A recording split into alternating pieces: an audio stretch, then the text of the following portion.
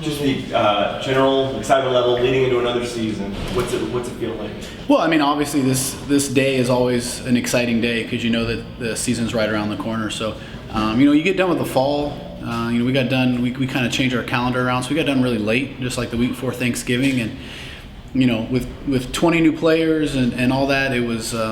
It was a tough fall just in terms of coaching wise. I think we were just getting after it really, really hard. So, and obviously mixing the recruiting and stuff. So, but by the end of Thanksgiving, I think we were all ready for a break. But then you get about 2 weeks, and then the last half for sure of December just crawls along, and you're ready to get back on the field and get the season going and seeing all the work that you put in the fall and what that's going to look like in real games. So, obviously seeing the guys come back from break.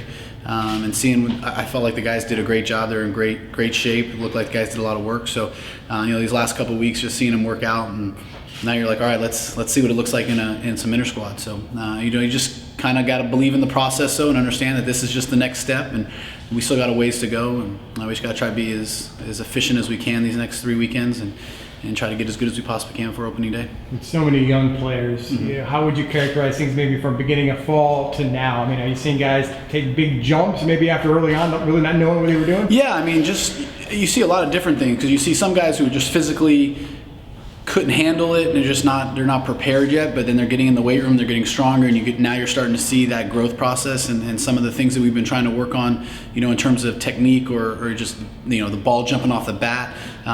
You also see the guys that are it seems like the world is going about 3,000 miles an hour, and so they're now, the fall is when they come back, it's really like, okay, it's like almost a new start for them, for those new guys, because now it's, okay, I know what to expect. I know what the weights are going to be like. I know how the coaches work. I know what the structure is, and how to time manage and all those kind of things. And so you can just see the game goes a lot slower.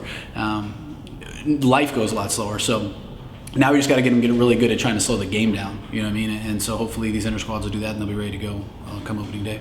When you look at the depth of your pitching staff, granted they get to stay healthy, which I know was an issue last year, but when you look at what you've got, just how encouraging is the depth that you have in that team? I mean, it's crazy just to see how many guys that, I think we've usually gone 7 or 8 deep, and I feel like we're at least 12 deep right now. And so now, again, we got to stay healthy, and that's always a big if. But I think that's obviously the strength of our club is we've got opportunities to do a whole bunch of different things, get creative if we need it, not abuse guys, not have to burn guys out early in the season, which I felt like that's what happened last year was all the injuries caused us to, overuse a couple guys that just ran out of gas and kind of had that roller coaster ride of feeling great, and then we'd use them, and then they'd get, just could never really be consistent. So we have the depth this year to not to put the pressure on those guys to be able to have to do that, and give guys blows if they need it, and be able to match up and not necessarily have a certain reliever face 2 times in a weekend where teams are not going to be know what to expect or what is coming, or be able to feel comfortable in the box and be able to make some moves multiple times during the game to kind of keep teams off balance. I think is going to be a huge benefit for us. And we're going to have to pitch, especially early, and get these guys' feet wet offensively, and get them accustomed and settled in, and be able to really pitch and play defense. It's going to have to be the strength of our club this year. Among the options you have, though, do you have a decent idea of your weekend rotation this early? No, I mean there's still 5 or 6 guys that are vying for those the weekend spots at least, but. Obviously, Trevor has been really, really good. Colton Gordon, a transfer, has been tremendous. Zach Hunsaker has really made a huge jump, and really put himself in the hat to be one of our weekend guys. Obviously, Jalen Whitehead has, with his experience, has done a great job. Obviously, with Joe coming back and incrementally getting better every single day, he puts himself into that hat. Chad Linsman with a transfer, immediately has shown that he has the ability to put his name in that hat. So.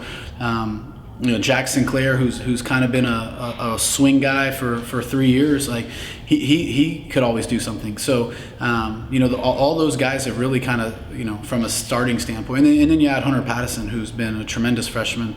There's a reason why he was drafted out of high school, and you can see the greatness inside of him, and just again getting him accustomed and not using him too much, but just trying to maybe get him along slowly, and hopefully by the end of the year he's one of our he could be a guy that I could see in the rotation. So we definitely have some guys, but that gives us options to piggyback guys, use openers, do different types of things that are going to keep the other team off balance. The schedule, there's a lot of tests on there, and you got some early. Yeah, obviously Auburn's going to be a huge one. I mean, obviously their number one guys, one of the best pitchers in the entire country. We saw him last year. We obviously played him tough, but we're only going to get one win. So, and obviously playing at their place will be a lot different. So, but it's be a good challenge. And again, you always talk about playing those types of teams and those types of atmospheres to prepare us for the regionals, to prepare us for playing teams like ECU and at Houston and things like that. So it'll be a great test. Obviously Miami and Florida State, but they're all important. And I think that the things that we've learned over the last couple of years is that whether it's game 1 or game 56, like they all matter when it comes down to whether you make a regional or not. And so we got to be prepared for Siena. But the schedule is built so that we get those opportunities to put ourselves in regional type atmospheres against regional type teams as much as we possibly can, and to prepare us for the end of the year. What have you seen from Joe Sheridan? Is he getting closer and closer, maybe being back where he was from 2 years ago? Yeah, definitely. I mean, the velo's not there yet, 100% back, but he's so competitive and his stuff is so good. I mean, always, even as a freshman, he doesn't have he never had elite velo, but he just has a elite stuff in terms of it misses barrels, and I think that's obviously the number one thing. You can throw 98 miles an hour, but if you can't miss a barrel, it's irrelevant. And so as a guy that was an upper 80s guy, and you hope that he would get better, and obviously the injury has put him back a little bit, but he's worked so hard and put a lot of time and effort into this. He's been one of our most dedicated guys in terms of following the plan that's been put forth by the doctors and doing some outside the box things. And you really, these last month and a half, you've really seen kind of a difference. It's been a slow process, and he's really made some strides here in the last 6 weeks probably that have really been encouraging, I think, for our entire staff. We've always known, again, that the competitive gene and whatnot is going to be there, and you can trust Joe no matter how hard he's throwing. But just to see some of the things in the bullpens and long toss that pulling down and using the gun and seeing some numbers that he hasn't hit since he was hurt is really encouraging to know that. I just think it's going to unfortunately for him, it's been a long process, and I don't know when that process ends until he's back 100%, but I know that every day he's doing it and getting better, and I'm excited. Again, I know that the Joe that we see on opening weekend won't be the Joe that we see come tournament time. With Andy coming on board, what does that present to the guys? Well, I mean, it's not every day you get to have a former big leaguer and big league coach in your dugout and in your cages. So, obviously he's been a great friend of mine, and just excited that he's able to kind of fill the void so quickly and be able to help us out. But to have that kind of experience from a manager's perspective, for me, from a coaching perspective, for Ted, we're both. When we were dancing up and down when this idea kind of came into our lap, and just for both of us to be able to grow and utilize him, and then for our players to have that type of resume, I think obviously immediately garners respect, and so the kids have been kind of very excited, and just you could see the questions that they're asking, and just trying to get better and trying to gain knowledge from them. So I think all of us, coaches, players, we're all being able to really bounce some things off of him and get better at what we do, better coaches, better players, and hopefully that makes us a better team in the long run. You just got picked up Chad's Linsman just recently. Mm-hmm. Why was he important to get at this point as a grad transfer? Yeah, just obviously we had an opportunity, we had a spot, obviously, to gain experience. Mm-hmm. You can't replace that. It's not something that you can just say, hey, let's replace talent with talent. That's easy. Replacing experience is so hard. To have somebody that has as many innings as he's had, in the roles that he's had, to be an All-American and to be at the end of games, opportunity to be a Friday night starter, for the first part of last year. You just couldn't. You can't replace that. You can't recruit on top of that. You just can't do that. And so to find somebody that's out there on the transfer portal that has that type of experience is just, you can't put a number by it in terms of how important it is to us. And then again, obviously learning from last year and going through what we did, you just feel like you can never have enough arms. And so just making sure that we had some more experienced guys, again, with Joe's again, not knowing what Joe's going to do, not knowing what Ryan Salton's going to be able to do, not knowing what Zach Helsell's going to do, not knowing what Nolan Lepkowski's going to do. Just kind of bringing somebody on that has experience that can fit right in and take a little bit of the pressure off of guys like Hunter, Billy McKay, and Colton Gordon, and I said Patterson, Major Posey, and Keegan, like all the freshmen, young guys, new guys, not putting much pressure on them to have an experienced guy. We just thought we just couldn't pass on it. And you kind of talked about the arms a little bit, just kind of looking at the field. Are there some guys, maybe some freshmen or some newcomers otherwise that have kind of caught track? Yeah, obviously in the fall, Jeffrey Pena and Jordan Rathbone were probably our two most impressive guys the entire fall. So those two guys have just grown up, obviously feeling more comfortable. Jeffrey's put on like 10 or 15 pounds, just looks like, physically just looks like a totally different person when he swings the bat. And so, those two guys had unbelievable falls. Noah Orlando is a really slick fielding shortstop that I really think is going to kind of help defensively. Matt Archer is a freshman that really just gets it. His dad's in professional baseball in terms of scouting. And he's been around the game for a long time. He's not the guy that you're going to watch us practice and be like, wow, that guy is really good, I can tell. But man, when the lights come on, like, he does everything right. He does everything well. He's just this gamer that is a little spark plug that has the best attitude, the best work. He's just the guy that when you look back in 4 years, I hope he gets a chance to play professional baseball, and that's obviously the goal. But if you tell me he's a 4-time, conference player, all conference or whatnot, and he doesn't get to play pro ball, like, I could see that, and hopefully he does get a chance. But he's that type of player where there's nothing that's like flashy about him, but man, and when the game's on the line, like, he's the guy that somehow is always in the middle of getting stuff done. So hopefully as a freshman he'll be able to handle all that, and the grind and all that. That's going to be the biggest question mark. But just from a playing, like the IQ, it's just different. It's really high. So excited about him. Remember entered a season where there's so much newness offensively. You might have 7 to 8 new starters this year on the diamond compared to last year. Yeah. What's the challenges? I don't think so. And again, you can't teach experience. So that's obviously the scary thing, which obviously is why we got to pitch and play defense. But obviously Tom Jostin had a great fall for us. He's a guy that can hit in the middle of the lineup, a guy that's been at a D1 school at Louisville that, has seen it and been around it. And again, him and Rathbone and Pena were our three, best guys. Tom busted, got sore shoulder, so he kind of took the rest of the fall kind of off or whatnot in terms of playing. But in practice and in the cages, like, those three guys have really made some strides, were really impressed us, that you feel like they can fit right into the middle of the lineup and be able to help us. So experience. Noah Orlando played a lot at Savannah State as a freshman before he transferred. So we have two of those guys that hopefully can step in, that have been at that level, that understand what the travel and the grind and all that is like, had success at junior colleges. So but you're going to need guys like Dalton and Jeffrey and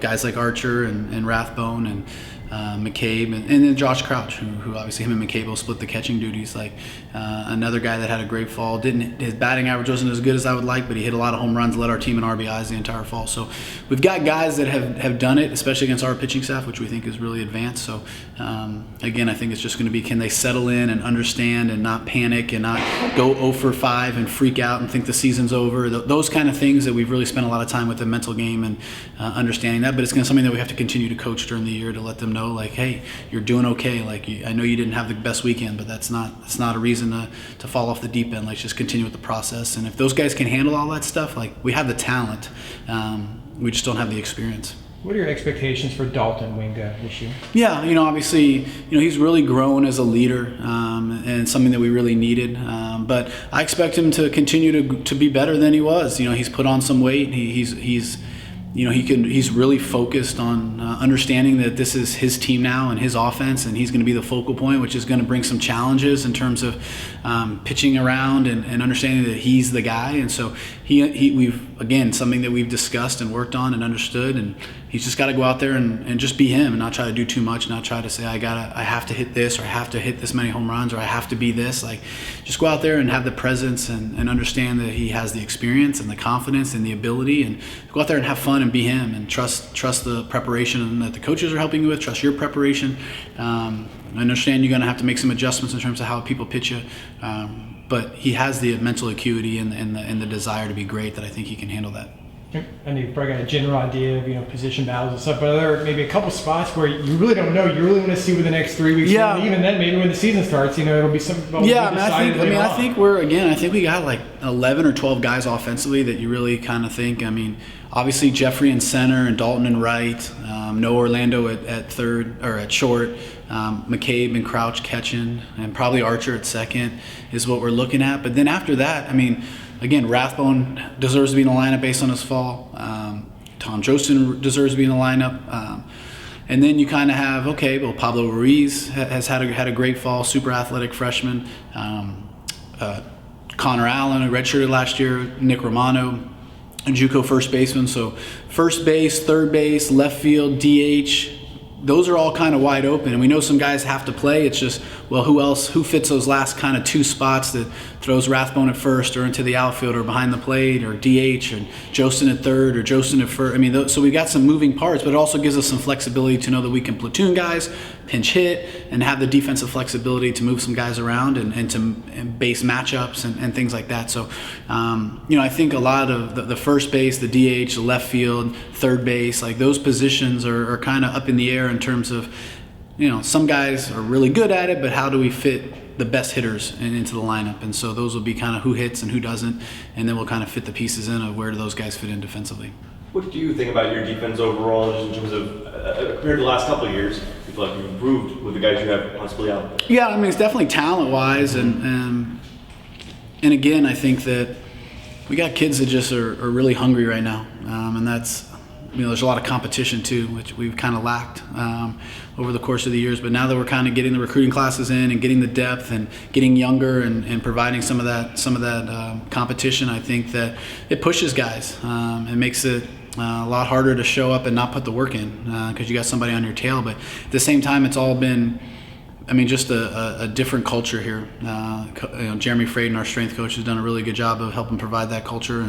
And again, just getting the guys that really, especially the young kids that said, I want to be a part of this program, I want to be a part of this staff, and I want to be at UCF. And it's just been a very different feel, and just the energy and guys competing and whatnot. I think that's just kind of pushed everybody to be better. And so defensively, I feel like Andrew Brate's an unbelievable defender. He, missed a bunch of the fall with a broken wrist, but he's put on some weight, and he's one of those guys that I've really seen make strides over December because he actually got to work out and kind of work on his stuff without a cast on. So you're just seeing a lot of defensive development. Like Matt Archer's got a chance to be a Gold Glove second baseman, I think, for 2 or 3 years. So I think all around defensively we have options, and we're deeper, and the competition is going to make us better defensively than we've been since I've been here. Pick to finish 5th. Where does that kind of sit with the guys? A couple of guys up here said, we got a chip on our shoulder now. They gave us something. Yeah. Is that a fire that you'll use? Yeah. You hope that they notice that and that it does.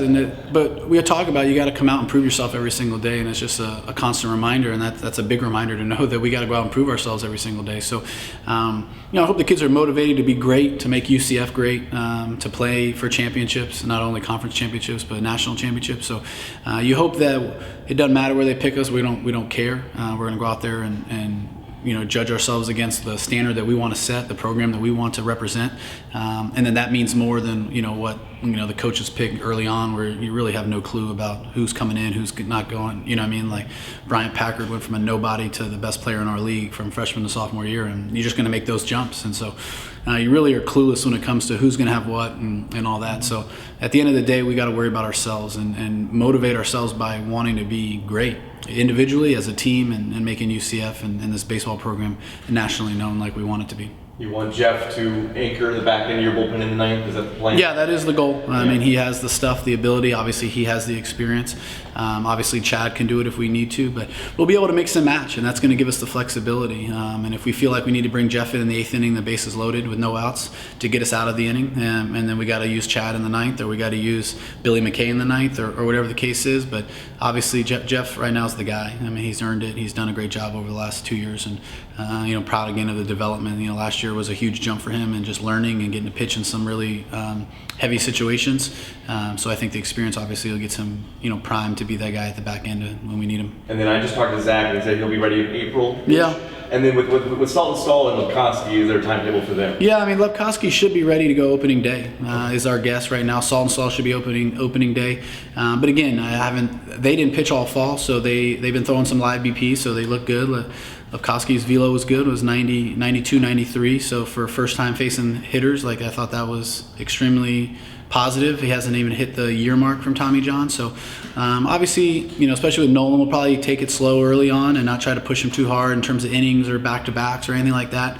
Obviously, Ryan is still coming back, strength-wise. I'm interested to see what he looks like the next 3 weeks. He didn't pitch in the fall, so. But both those guys should be ready to go opening day. And with Hess, he's just it's a day-by-day thing. But we're kind of gearing towards conference in maybe April. But we'll just kind of if he tricks us and it's 2 weeks early, great. And it could be 2 weeks later. It's just kind of a day-by-day. He's got to hit some benchmarks every day, and once he hits those, we keep moving to the next phase. Appreciate it. Thanks, guys. Appreciate y'all coming out.